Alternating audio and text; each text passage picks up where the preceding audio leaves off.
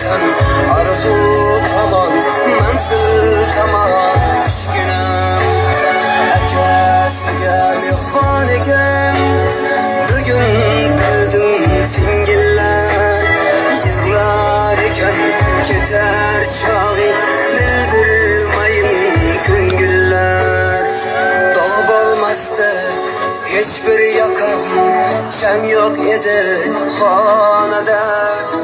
Ko'nglim taskin topar edi go'zal singlim yonida. Bugun uydan singlim ketar, yor bilan yelkasida iffat bilan hamda nomus or bilan. Yaşlar bağıt oğlum, ağlınız bağıtın nasip oldum. Savcı oğlum.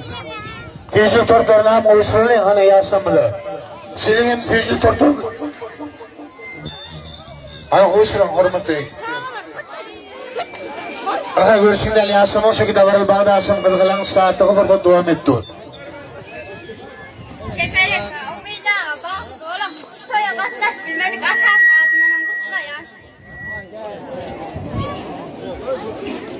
Çeper Umutcan, bak oğlum, Allah can gözlerinizden acılı yaşlar derdi, suyucu yaşları çonak olsun. Şazay bardolurlu tüyüzül tortlarına hem yaşamlı oluşturuyor. Baktığının geleceğini göreceğini olacak 4 yıl tüyücü olman büyük bir varlığı dilin ediyor. Tüyücü tortlardan sonra, dadağından sonra elbette hormatlı mehmanlar sizin için avtoğul karışıp dur. Avtoğul yanı var bana da hormatlı mehmanlar bu dolur. Sizin aşık yakınlar oldu. Olu hormatlı yansımada tüyücü tortlarını, zapan çakırlarını oluşturuyor.